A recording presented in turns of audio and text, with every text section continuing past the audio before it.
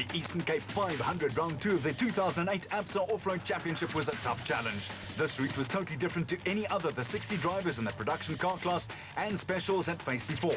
Port Elizabeth is South Africa's second oldest city and a mainstay on the Eastern Cape coastline. Home to more than 2 million people, the Nelson Mandela Bay Metro is also home to several motor manufacturers and is therefore a popular place for motorsport of any kind, none more so than off-road racing. Hello off-road fans and thanks for joining us. I'm Arnold Getz and with me Roald Woods. Roald, this route bordered on being a long, very hard day in the driving seat. Yes, sir, Arnie, a substantial part of the event reduced from 1,000 kilometers to 500 because of recent fuel price hikes was to run in the Longmore Forest area in and around Port Elizabeth. This area hosts the VW Rally, a round of the Sasol South African Rally Championship. And crews with rally experience had a great idea of exactly how to keep things afloat and what to expect in the sort of terrain the off-road fraternity does not often visit. National champion Duncan Foss and winner of the race in Darling, though, feels that the rally-like stages won't necessarily mean a difference in attitude. I'm not so sure about that. You know, we do quite a lot of rally sections in our championship now. At Leidenburg, for example, last year, and at Eston and Natal, there's quite a lot of rally-type sections. So we've gained experience in those sections, so I think we'll be okay. You've got a new navigator. Yeah, you know, Ralph is not here, and I've got a lot of faith in Louis. We went out yesterday and we've done a bit of testing with him, and he's keen as all hell, so I'm hoping he's going to go well, and I'm sure he will. Bevan Berthold in the all-new Castrol Toyota Hilux was aching to drive his new steed.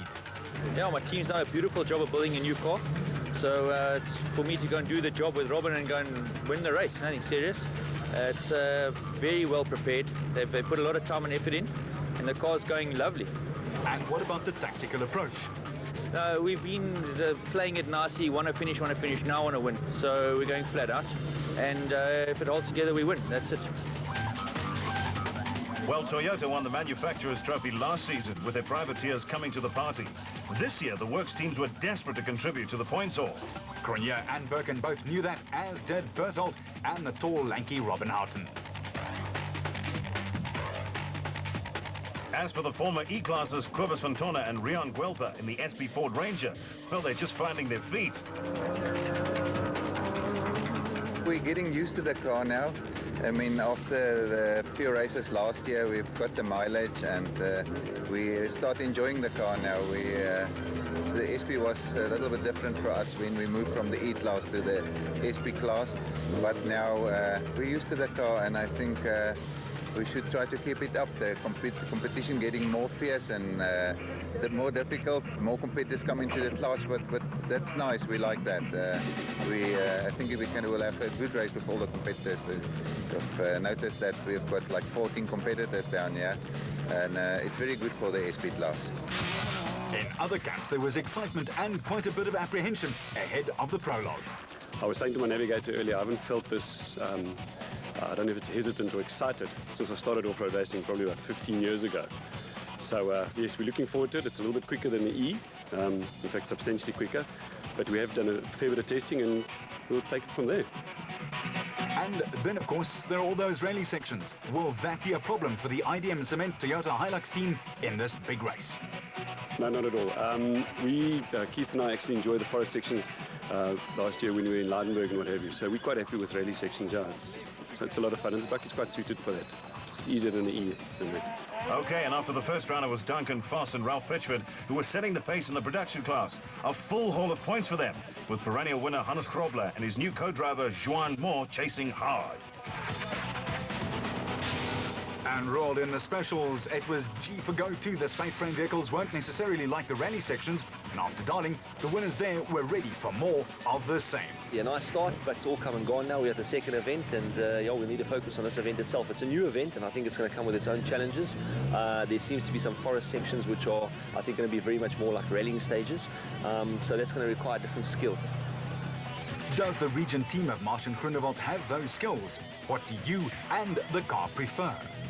The more tough and technical is, I think, the better it suits us. I think that's really our forte. The fast, flat-out stuff is not necessarily our skill. I think the tougher it is, the better we get. Endurance is definitely our forte. And endurance is what Mark Corbett and the Century Properties team were after. There's quite a few changes to the car since the last event. The last event we didn't manage to finish. We only did about 25 Ks and we had a bit of an overheating problem. So as you can see, there's bigger scoops on the side of the car and in the center. So we've over-engineered the problem and hopefully we can have a decent race. But like anything new, there's always going to be teething trouble. Especially with race cars and even more so with the specials, Mark.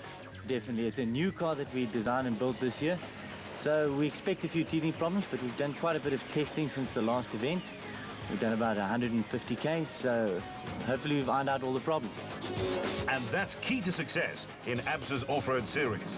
The Marsh-Groeneveld combination sitting pretty, while Peter Ruthven and Deval Boshoff were not here. Ruthven was actually tying the knot. Oh well, another one bites the dust. ABSA's Off-Road Championship continues. Vehicle and asset finance from ABSA, going the extra mile to get you financed. ABSA, going off the beaten track to find solutions.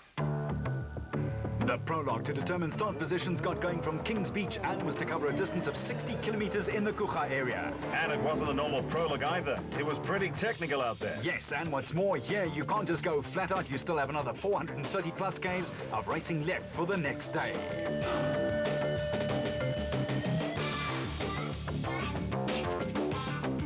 The route, lots of switchbacks, and it would be very hard out there. Krobler was away quickly, followed by Mark Cronier and Chris Birkin in their Castrol Toyota 4-litre Hilux. While Voss and standing navigator Louis Weichelt were soon off and running too. This part of the world is sandy, bushy and very rocky in places. Cronier and Birkin in their Castrol Toyota Hilux were loving the route. Their speed on the straight bits confirmed it.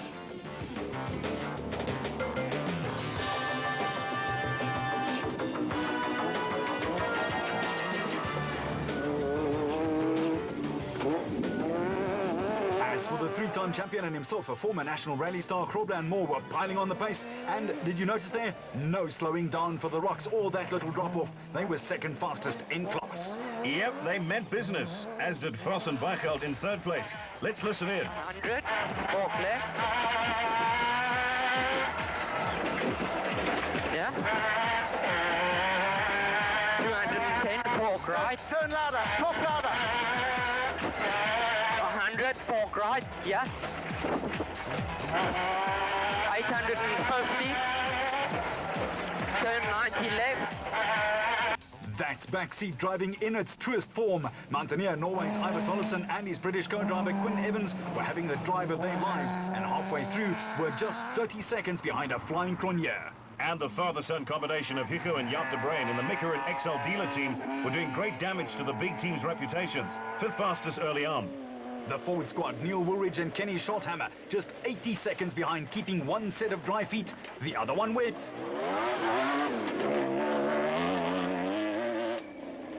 It had been dry in the Eastern Cape, and the big monsters were churning up the layers of dust. Chris Visser and Jaapie Badenhorst have been steadily improving, and are worthy of being called a works team these days. They and the Hilux are so reliable.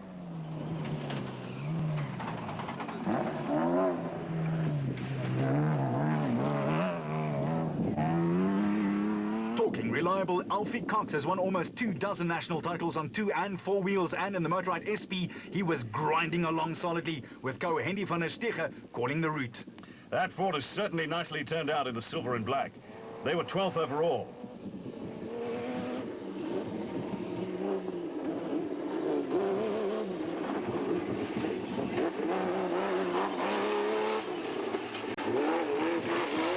Ninth fastest through this point, the spectators saw Mark Ferguson and Craig West in the Ford Ranger tiptoeing through and over the rocks strewn along this road.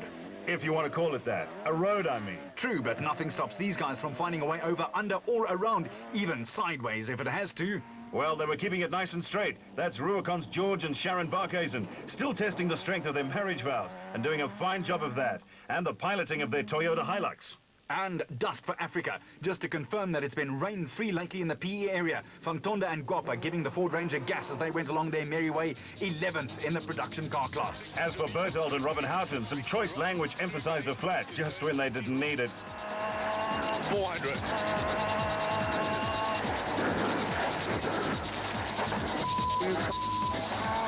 Through 80 to 90. Oh, puncher. No, we got to change it. Okay, let me get my stuff ready. Okay, Libby from last place. Go straight, yeah, into the straight. Okay, hang on, Rob, just hang on. Trying to find a way back in here. Yeah, just stop it first. Okay, just go nice and easy. Oh, you need that like you need in the hole in the head, right? Well, that's the game, and their lot stop and change. They would take 12th place. Luckily, the brothers Matt and Henry and Maurice had no such trouble and were ahead in Class D. But the tall bush and undergrowth makes it tough to see the route. Luckily, it was very well marked out there.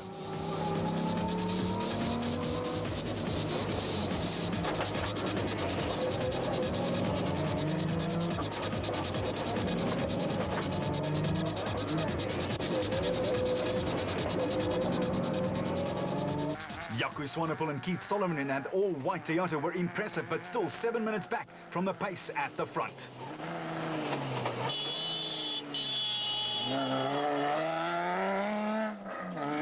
And Cliff Weichelt and Jimmy Goch were second in Class D in their Toyota N1 4x4 Hilux 3-litre. And the dust became a staple diet further back in the field. But that didn't stop or hamper Class E pole sitter Thomas Rundle and Brian Roberts in the Barden Tyre Services Nissan Hardbody. Second in Class E now and in car with Jack Pickham and Lucio Santoro in the Ford. There were 1 or 2 wrong slots.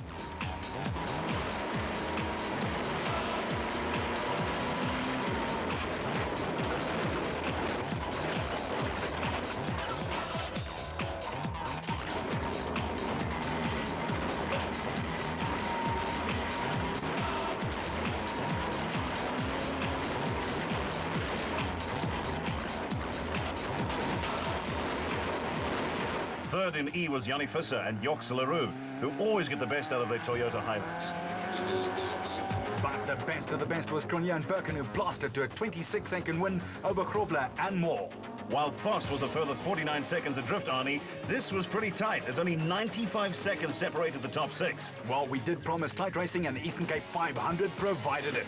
Okay, back to business, and the space frame cars were supposed to battle here. But no one bothered to tell Gary Berthold and Andre Vermeulen that, as they jetted along in the Atlas Copco.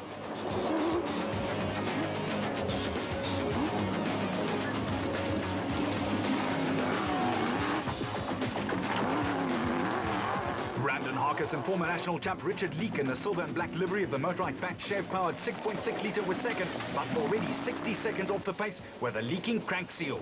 And staying in the Atlas Copco theme, the father and son team of Nick and Ryan were third in the specials. Kali Silwat and son Quinton were just behind them, and this combo has really started gelling well after their first win last year. And also working well together, it was Clint Gibson and Gary Campbell in their bat, who were, dare we say it, batting along. Fifth in class for them.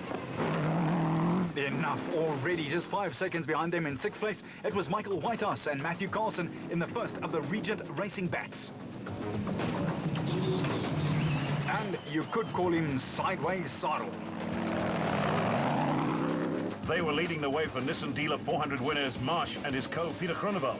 They're stablemates, and quite clearly they were taking it easy, trying to conserve the car. Well, that's the way to best tackle the prologue if you want to get to the finish 500 Ks later. Methinks Corbett and Rudy Bolzar were following the same pattern. While the ever-steady young Cry and his new nav Tudor Furcht were setting the pace in Class B, they were enjoying the well-marked route that the organizers had laid out. In the all-new P-Class for cars with engines 6 cylinders or less, the Adenko backed with Johan and Etienne Besaidnout aboard were leading, but only by a scant 22 seconds. It just demonstrated how tight things have become. It's competitive out there. Yep, that's a go. Just ask David White and Bodo Berthold in the Rurocon bat. They were chasing the Besaidnout's dust, second in class for them.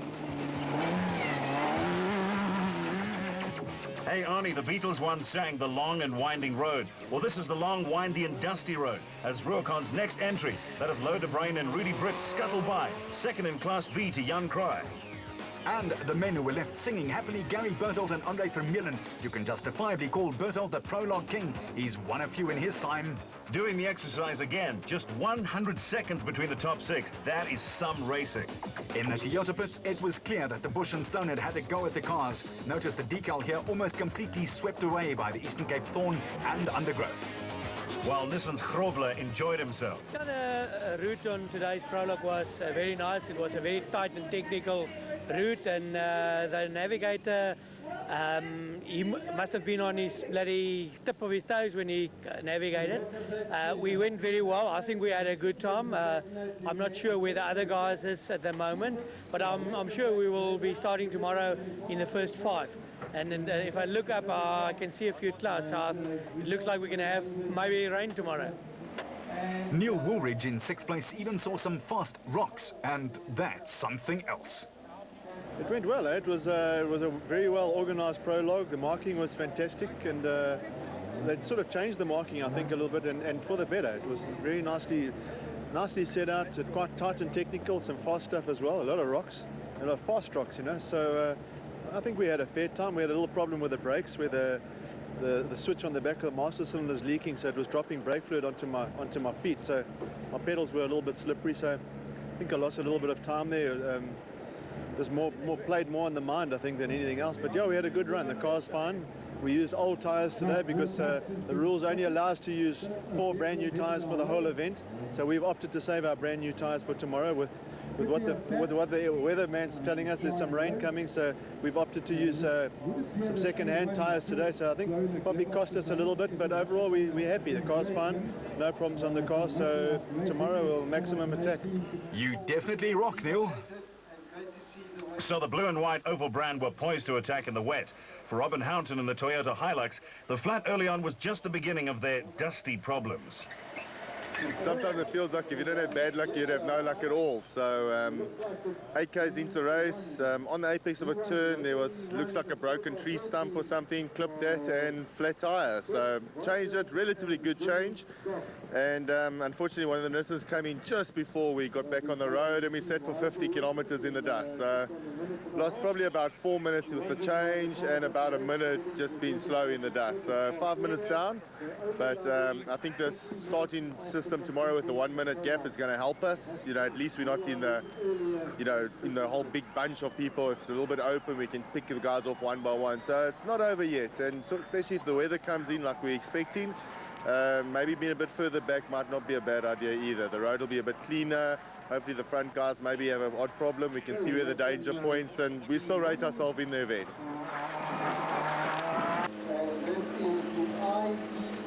The Ryobi Nissan 3-litre hardbody team led home the Class D challenges, but they were also lamenting the dust, and then they got it home like a crab. Sideways. We managed to catch up a little bit of time on Cliff in front of us, but with the dust being a little bit thick, you can only get to within, I don't know, 100 meters or so, and then you can't see anymore. You know, you've got to back off and then catch him again when the wind changes direction, but we just couldn't make our way past. And then we snapped the right front drive shaft. And we had a choice, either stop and fix it, which is about a 40-minute operation, or put it into two-wheel drive and drive it like a rally car. So half the route we did sideways, no traction. It was an interesting day. But we'll fix it tonight, and then tomorrow she should be good again. In the turquoise blue of Atlas Copco, the man who has almost built a reputation for winning prologues, Gary Berthold, was happy to be dust-free right at the top of the result sheet. Nice for a change to be back at the front. I must say it was a nice, smooth drive. Very happy with Andre Vermeulen in the navigator seat. Made a big difference. Very good rally navigator, so it helped a lot. The car seems to be sorted out, and hopefully we can keep this Atlas Copco Porter out front to do well tomorrow as well.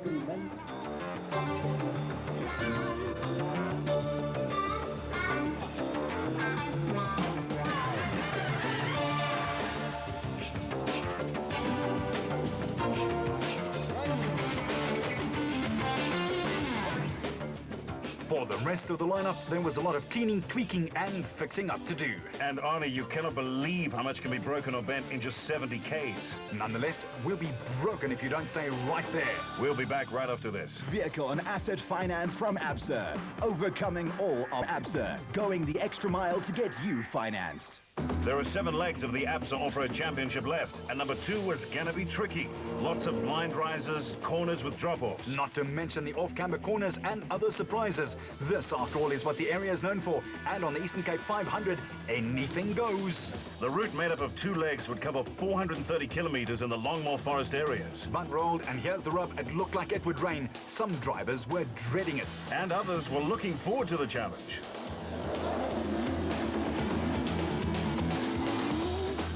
Berthold and Vermeulen got underway first with a 15-second gap ahead of the Castrol Toyota of Cronje and Birken, but there was an enforced 1-minute dust gap for each competitor.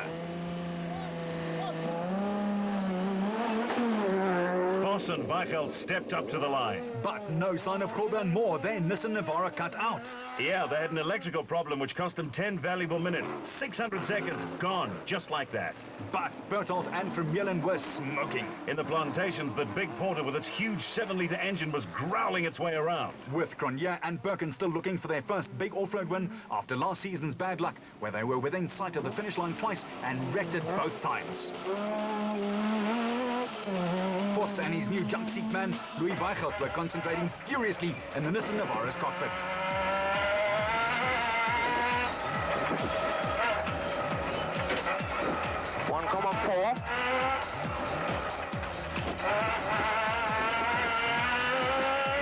But fitness fanatic Voss now heads the championship log after his winning exploits in the season opener in Darling. The experience factor coupled with Nissan's unbelievably dominant record in the ABSA Off-Road Championship makes a big difference. Would it this time, though? Tollefson and Quinn certainly got it going well too, and their Navara 4-litre was reacting well, just 75 ticks of the clock back and maintaining contact. The Mika and XL dealer team De Brains had started off like an electrical storm and were up into 4th place. They shocked everyone with their continued good form. And in second in the specials, the Harpers had moved up 1 place when Harkis and Leek started 80 minutes late after being forced to replace a faulty alternator after spending all night repairing a crank seal leak too. Great day at the office, I'm afraid. Or should that be night? Yeah, Woolridge and Schulthammer and the Ford Ranger came into the viewfinder next and were steady as she goes. Hang on, in car we go. Watch the dust as they chase the Harpers.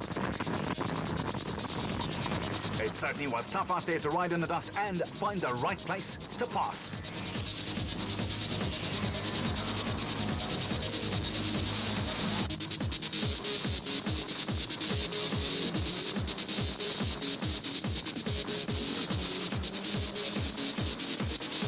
Waiting, waiting, waiting.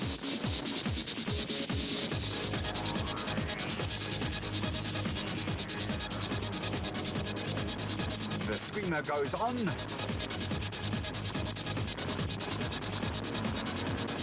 And would you believe it, in a rather gentlemanly fashion, Nick gives the Flying SP a chance to go by. What a nice man he is. As for Chris Visser and Jaapie Badenhorst, they were 7th overnight, but it started to move and the Castrol Toyota had already lost a bumper. Well, they were hoping for a bumper finish. Meanwhile, this was almost a bumper bashing. Grobler and Moore made their late arrival at the start and just butchered right past. Some branding bashing, and the Nissan men went on their merry way, now that their load-shedding problems were over with. Gully and Quinton Silwatt were looking for win number 2 on their CV. Cox with an already impressive curriculum vitae just behind them. But despite that, try as he might, Alfie could not get more out of the Motorride SP. He was an 8th. The overcast conditions necessitating lights, Gibson and Campbell were nicely ensconced in the top 5 and looking to apply some more pressure. Which they certainly did. Marsh and Groenewald in the blue and yellow Regent Racing bat with its 2-litre Corvette engine had moved up 1 and the former national champion was rocking and rolling. And their teammates Whitehouse and Carlson were also still right on song for a good finish and some championship points. One driver who relished the opportunity was Ford's Mark Ferguson and good friend Craig West. They saddled up the big Ford Ranger bearing number SP21 in the production car class. Corbett and Balzar were over their Dakar Rally disappointment after the great old race was cancelled, and in the forest they were low flying. They were obviously enjoying their new car and making it work for them.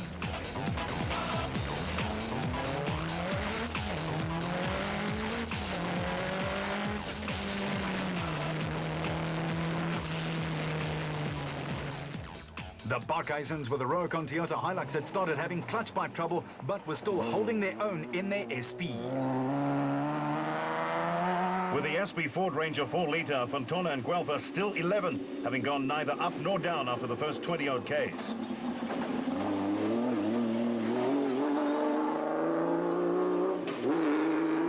Jan Kraai is known as a man who knows how to drive a car right to the end, and the Keymax bat seemed to know it too. He was still leading Class B. And in the new P-Class, the Bezuidenhoutes were tripping along nicely, keeping their Rodenko bat out of trouble, at least this far, and then promptly slipped a gear. I think that's commentator's curse, I tell you.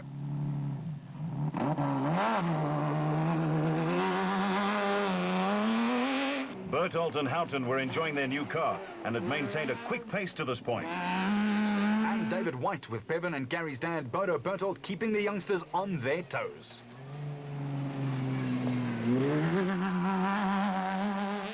The Zermattens hold the world record for consecutive motorsport finishes and look determined to clock up another one here.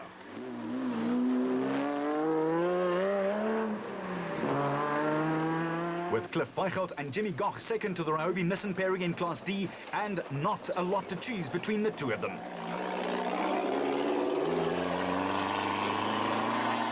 And then in Class B, it was the Rubicon Bat of De Bruyn and Brits who were making the pace and making their way up the order too.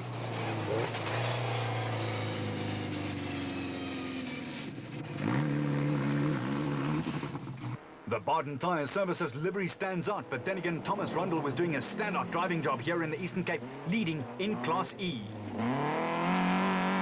But Peckham and Santoro right on their tails and chasing hard in the Ford Ranger. That diesel loves the hammering.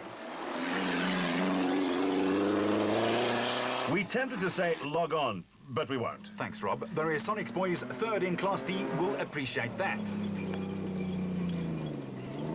And third in Class E, it's Visser and LaRue in the Castrol Toyota, just 1 minute down.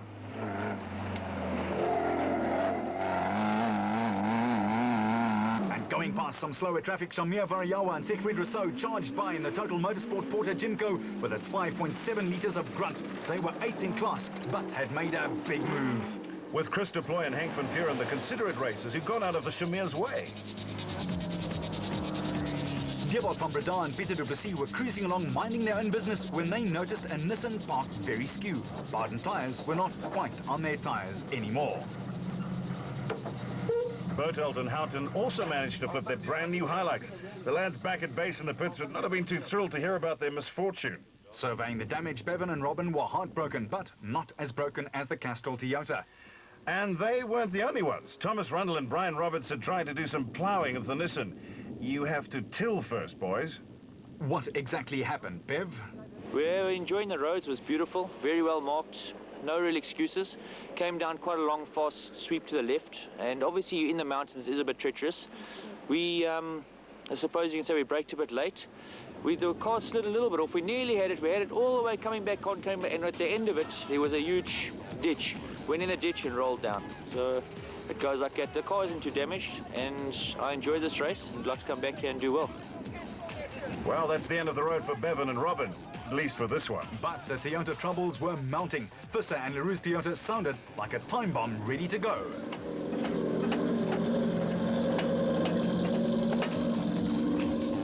And it was even worse for Ann Evans and Charlene Flismus in the Mahindra. And what happened? I ran out of brakes, road and ideas all at the same time. No, it was just a dip in the section in the road as we turned. One of the back wheels locked, and luckily it wasn't downhill from there. Well, Ann, I guess that's your story, and you're going to stick to it. Nonetheless, after the first hour's racing and 80 kilometers into Loop 1, there were several casualties, but it was all hands on deck for Cronje and Birkin in a flying Castrol Toyota. Would they hold on? And with the Nissan Brigade charging, could they handle it? And in the specials, Berthold and Vermeulen with 7 litres of power behind them, setting the pace. But the Stalwarts have taken back 2 places and were in a fighting mood. With Gibson and Campbell in the Gibson Racing also taking no prisoners. It was all to race for. And someone who knew that better than most was Cronje and Birkin. They'd gotten within a whisker so often. Their crew and team manager Whammy Haddad had all prepared the Toyota superbly, and now it was their turn to deliver. And yes, they knew it. Despite a bout of flu, Cronje was driving superbly. Voss and standing navigator Weichelt were also experiencing electrical problems. It seemed to plague the Nissan Cap, and thus the wipers weren't working. From there, this wrong slot, and they had to stop to clean the windscreen several times. And Gary Berthold had problems of his own. He had picked up a dose of food poisoning, and he was feeling the effects of it in his car. He still battled on, but it cost him his place at the head of affairs. Berthold had dropped 2 places, and he could see this man coming in his rearview mirrors too. Tollefson in the 3rd Nissan Navara, piling on the speed and the pressure. It was clear that the production cars were definitely quicker on this route, something that everyone predicted. And we were waiting for the other prediction too, the weatherman's call of rain. The De Bruins had recovered well after being forced to stop and repair a flat. While Woolridge and Scholthammer, both former champions, had maintained a steady pace, marrying car conservation and speed beautifully. Some of the drop-offs had to be negotiated at just the right angle. And these big 4x4s luckily have a lot of clearance height. Visser and Badenhorst up to 6th in the SP class. Krobler had no choices. He had to go hell for leather. Those 10 minutes of electrical problems cost him, but he had done a great job hauling back time. And Cox and Tersteger, the old firm, were holding station, albeit without a great turning circle. Awesome bodywork.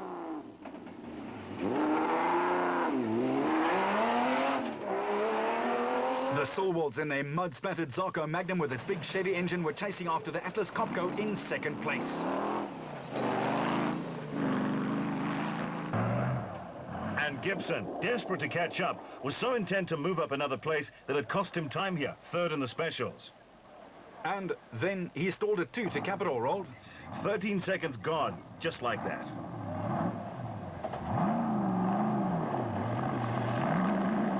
It's a cruel sport and off-road is right at the top of the list. Time gets lost quickly here. And talking about here are the Harpers, twice winners last season. But since the Ford Carnival City 400, it's been a rough ride for them. They were slipping back. Nardis Alberts and Colin Hunter in that big red Raptor bat of theirs had the drive of the morning from 36 overall to second in Class A with the second fastest time of the day. Brothers Johan and Etienne Bezuidenhout, who led Class P, had a gearbox failure, and that opened the door for the Ruacon team of David White and Bodo Berthold to take the lead. With the men from Alberton, the Zermattens in their Nissan Ryobi in the lead in Class D. Just ahead of these fellows, Cliff Weichelt and Jimmy Goch in their Toyota, but they were second by just 25 seconds. It was great racing in Class D. And Variawa and Rousseau were blazing a trail behind them, up from 38th overall and into the top 15. At the designated service point just under halfway through the 430 kilometers worth of tough racing, the Toyota smiles were broad. Cronje and Birkin were home first. And handsomely so. But as Mark says, you had to keep your wits about you. The route never really lets up. If you put a foot wrong, yeah, you're going to be in trouble, eh? It's a heck of a, tricky in the sense that it's tight and it frees up a bit, so you start getting into the rhythm again, and then bang, it catches you out again. It just tightens up in you. It's extremely tricky, eh? How badly has the flu affected you, Mark? I think so far we've got a nice lead, so the flu's getting to me at the moment, so I'm hoping that we can just maintain for the next loop and get it to the end. Cronje clocked the fastest production time bar none on Loop 1. But surprise, surprise, next to arrived the Ford of Woolridge and Scholthammer. They'd gained time on the Nissans of Voss and Tollefson. And what's more, the Toyota of the De Bruins too. The Peter Maritzburg-based Ford pair were up into second after starting ninth. A superb drive from the duo, who loved the concentration levels necessary to succeed here in the Eastern Cape. It's a very technical course and total concentration, 100% concentration. There's some serious drop-offs. Like being back in Lesotho, I think if you go off, they'll battle to even find you, never mind get you out of there. And it's very slippery in places, very technical, lots and lots of concentration. But yeah, we're enjoying it. The car's going well, and the marking's pretty good. So yeah, no problem so far. We're at the halfway point. We just got to keep going and do it again. Voss, third fastest on Loop 1, but looking rather worse for wear. With Tollefson and Evans 66 seconds later, complaining of not really settling down, Voss loved the challenge. It's a great route. It's up in the forest. It's very tricky, but very well marked. So you just got to make sure that you don't get overexcited and do something stupid, because if you make a mistake, you're going to pay a big price for it. And how did the Nissan go in the morning? We were doing really well, but we lost power, all power on our dash. We had no windscreen wipers, nothing, so we had to go really slowly through the water splashes and then stop once or twice to clean our windscreen. So that allowed the Toyota to get a little bit ahead, but up until then we were right there. We were sort of in the dust, and so I'm hoping they can fix it now, and then we can start chasing again. And the chasing Voss is what everyone wanted to see. Krobler made his appearance next, and a worried manager Glenn Hall checked things out.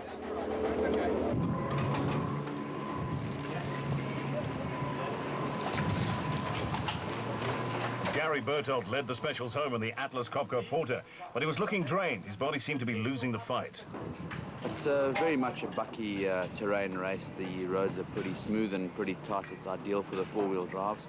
So we've just moved over and let them pass, and we're just trying to get a result. Unfortunately, I'm a bit sick. I seem to have picked up a bit of a bug, but it's quite tough out there, yeah. Tough, it certainly was. For the De Bruins, the dust meant trouble, and that aforementioned flat tire. Fast, tight, you have to be very careful. We were running quite good. We were catching Olofsson, and we were unfortunately in his dust.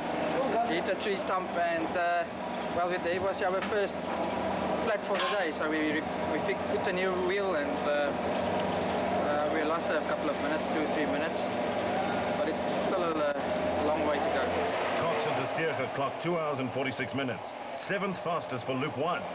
No, look, it's a lot different, eh? I mean, the Leidenburg race, we spent about, maybe 40 kilometers in the forest. We've been the whole day riding in the forest, and, it's a bit monotonous, 2nd, 3rd, 4th. You can't let the car go, but I think it's the same for everybody.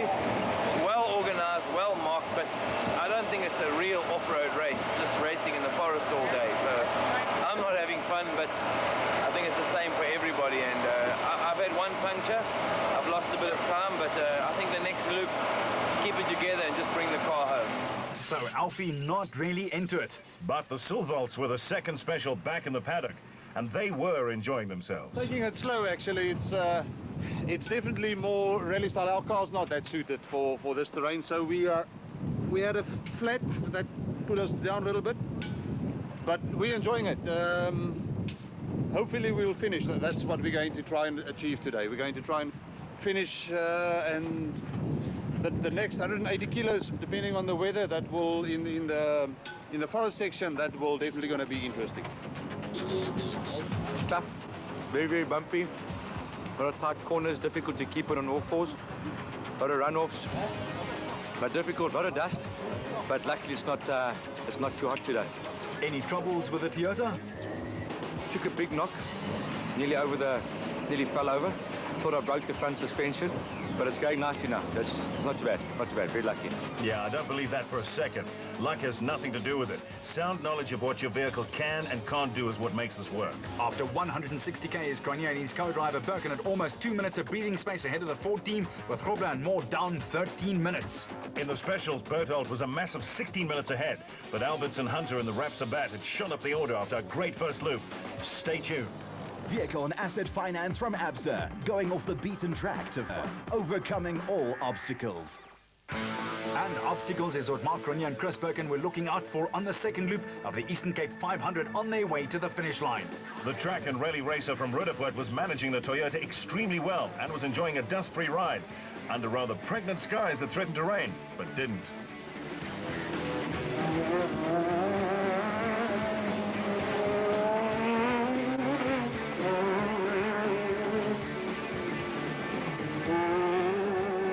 After the Nissan crew had worked miracles and sorted out his electrical problems, had the bit between his teeth, raring to go. And getting nicely sideways too. He has to put pressure on Cronje. And he did. He and young Louis Weichel chasing the dust of the Toyota. It was great to see. 1.5 K. Open hairpin to right.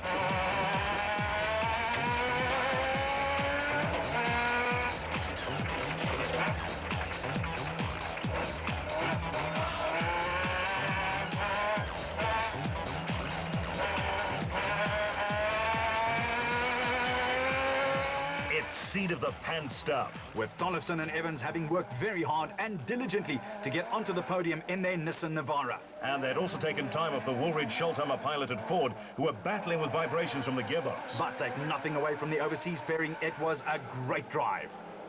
And panning back over the treetops, our cameras find the Ford 28 seconds behind. But these two know how to read the terrain well. Both of them were, after all, motorbike champions in their time too. So they know where to push and where to relax.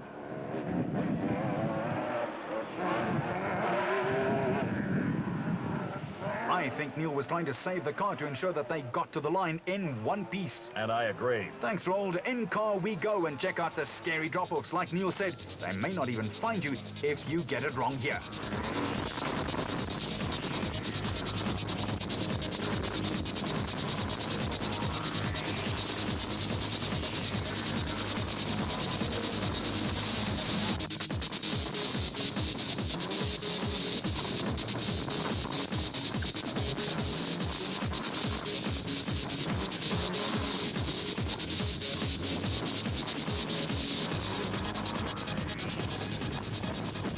to the right, gents.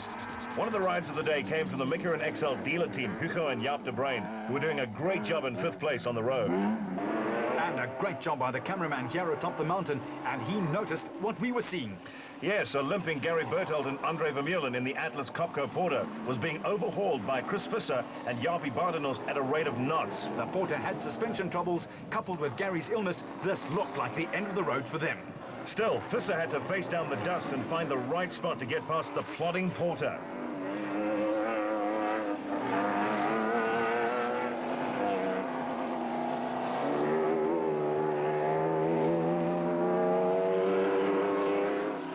And that meant more dust for Grobler, who in typical Hannes style was giving it horns, trying to get back the 10 minutes he lost. And Cox with Tessier had done the same. The Motorrad pairing were eyeing a podium themselves. But it cost them. There were parts of silver and black Motorrad car all over the Longmore Forest, that's for sure. Then again, you know what they say? No, what? It doesn't have to be pretty, just get it to the line, almost in one piece. Fair enough. But the man who was doing that the best, this man, Marc Grenier. With a 9-minute gap and extending it ever more, Birkin was clearly enjoying his ride along.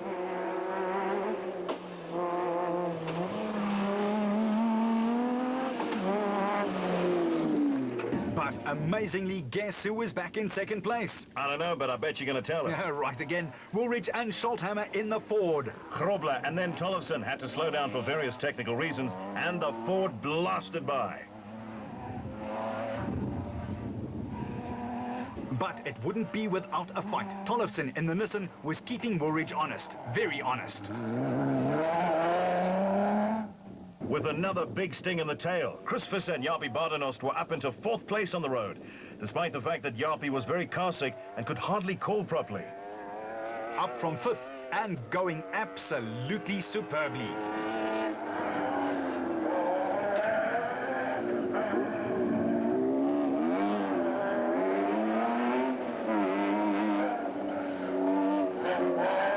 But listen to this carefully. That there is the sound of Grobler and Moore in the Nissan, just 18 seconds behind and pushing for all they were worth. And Grobler is vicious when he's in this kind of a mood. And ditto for Alfie Cox, who was 6th on the road, up 2 places in the Motorrad SP.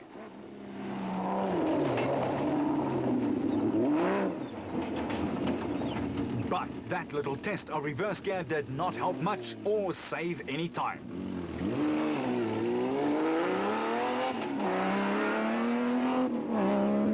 Terence Marsh and Peter Groenewald in the Region Racing Batspec 2 had gone from 7th up to 2nd and were in a mean mood. The 2005 chap had cracked a big comeback win in the Western Cape at the beginning of March, and here they were again, looking for a 2-for-2 score. But Mark Corbett wasn't going to let it come easy either. He and Rudy Balzar had clawed their way from 8th overnight to get into 3rd place in the specials. But the question was, had he pushed his new car too hard, too early? While the Silvalds were in a superb position to take the special vehicle victory, they had time to spare over Marsh and Groenewald. In fact, 2 minutes and 47 seconds. Gibson and Campbell were firmly ensconced in 3rd place, but had to stay ahead of the Harpers. They had almost 15 minutes to play with. Vos and Weichelt, meanwhile, had dropped back and were ensuring a finish. They were 7th on the road, but under severe pressure to keep it right there. The Harpers, Nick and Ryan, were thorough in their preparations and also in their race. They had given away 1 place and dropped down to 4th, but were determined to make up for it did not finish in the Western Cape.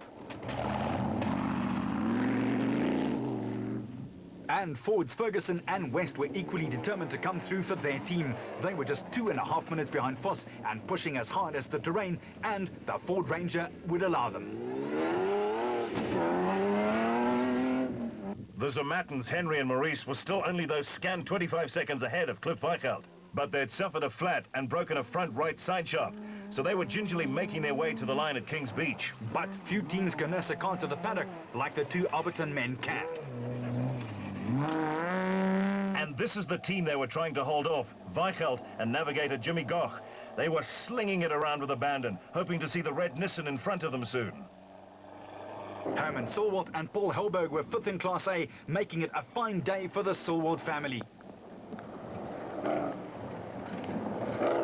They had obviously prepared tirelessly and worked exceptionally hard, and they were reaping the rewards. And in Class P, it was the two Dons, Thompson and Blakely, who outlasted the rest. In fact, the only finish in the category. Variawa and Rousseau trundled into view next. They'd started off in 38th place, eaten dust all day, and here they were, up into 6th place in the specials. A phenomenal drive from a very talented man. The Total Motorsport crew were delighted. Cobus van Tonda and Rian Guelpa blazed by next, 8th in the SP class. Fine performance from these two. Whitehouse and Carlson in the second Regent Racing Bat Spec 4 were in 7th in class and had made some of the bigger name teams sit up and take note. And now with the first signs of soft rain, the IDM Cement Toyota of Jaco Swanepoel and Keith Solomon came by with wipers ablaze, confirming that the heavens were finally prepared to open. In Class D, Christian de Plooy and Henk van Vuren settled for third, almost an hour behind the winners, the Zermattens. While Dierveld van Breda and Peter Duplessis from Potchefstroom led the Class E challenges home.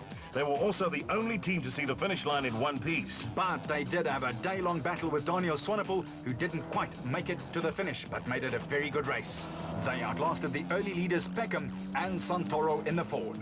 As well as Thomas Rundle, who you will remember parked his car in a rather unconventional place at the bottom of a valley early on Loop 1.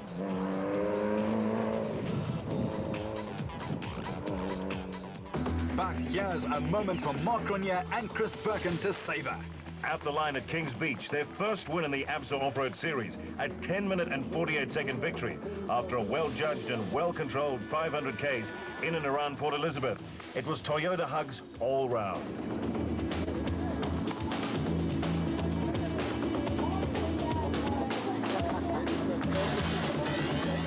Although second across the line after a race-long ding-dong battle, it was Ivar Tollefson and Quinn Evans in the Nissan Navara. They took third place in the production car battle. Their dust-streaked faces and red irritated eyes, even though they were in an enclosed cockpit, told you how tough it was out there in the forests of the Eastern Cape. We did what we wanted to do. We followed the markers, we kept the car on the road, but we're braking a little bit too early. That's why we are a little bit too slow. And how did their Navara perform all day? Fantastic.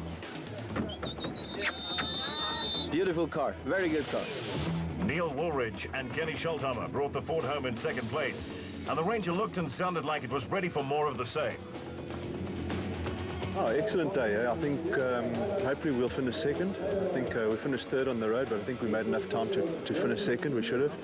A bit of frustrating because for the last 200 kilometers we've had a serious transfer box problem in the car, so we had to back right off completely. Otherwise I think it could have been very close for the win, but we're happy. We'll take the points, which is good. It's what we want for the rest of the year. So bank all the points. And otherwise the car went faultlessly. It was fantastic. Got very slippery up there in the mountains, and with our tyre rule the way we've got it, we really battled on the rubber today because we had to put some second-hand tyres on at the halfway point because the new ones that we started with this morning were completely, all the lugs were off completely, and then it started raining up in the mountains, so it got quite interesting. But overall, yeah, a good day. We're happy. We'll take the points, and it's been a good event. It's been nice to come down here to PE.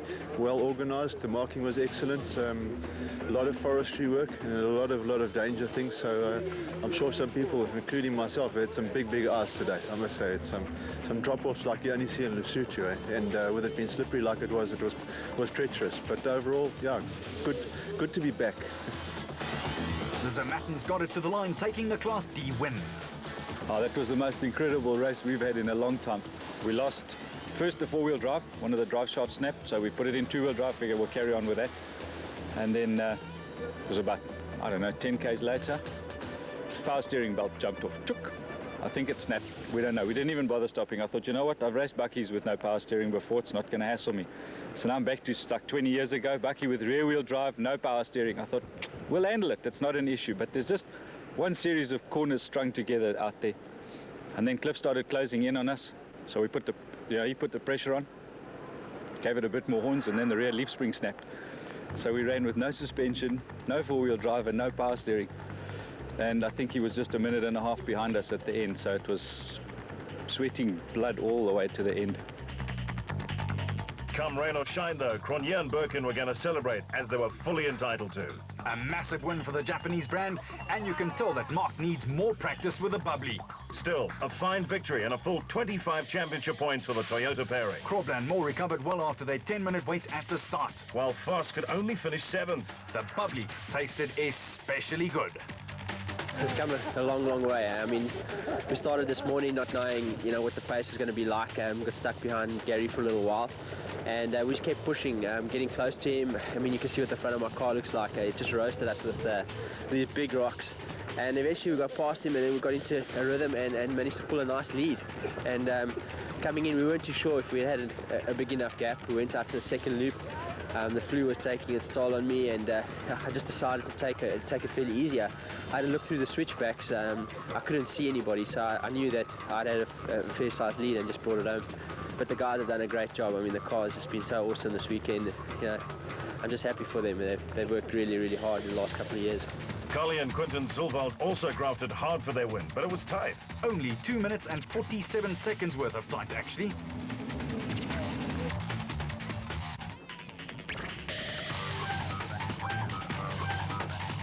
Terence Marsh and Peter Groenewald in the Regent Racing Badge were that far behind, and it was a close run affair. The course, dust, and the tight corners were taxing for the former national champion. It was quite difficult. You couldn't, we just couldn't pass him. We caught him, we sat behind him the whole of the second loop. He managed to pull a little bit on us. We had an accelerator cable that was sticking, but it's just extremely dangerous. I mean, I really didn't enjoy it. We'll take whatever result we can get out of this. It wasn't ideal. It was tough. It rained during the second loop. You can't get past anybody. So we take it wherever we'll take the result. It was tough. It was hard. Young Quinton got the old man a good one, and he never even blinked. A fine win for a team that hung tough for very long. Gibson and Campbell filled the last place on the podium, while the Harpers finally opened their championship account. Variawa and Rousseau will still be ringing their prologue run, which gave them no hope of victory, but will take heart out of a fine race after that. For Cully, they surprised themselves. Well, better than expected. We really didn't expect this. When we started this morning, I told Quinton, let's rather finish this race because it's not really suited for our car. It's more a four-wheel drive vehicle's track. So it came as a nice surprise for us. I can remember the last time that we were here, it was in the mid-90s, early 90s, we also won a race. So it's nice, a nice, how can I put it? It's nice to win here again. The points after the first two races of 8, and it's Cronje and Birkin who lead Foss and Woolridge by 2 slender points. And count Krobler out at your own peril. In the special vehicle category, it's Marsh and Cully Zülwald who've distanced themselves from the rest, but his brother Herman only needs 1 win to haul him right back into the thick of things.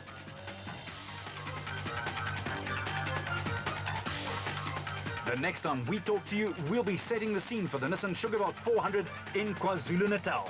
Until next time, you keep it on the road. We'll keep it off-road. That was the ultimate test, the ABSA Off-Road Championship. Now fast track.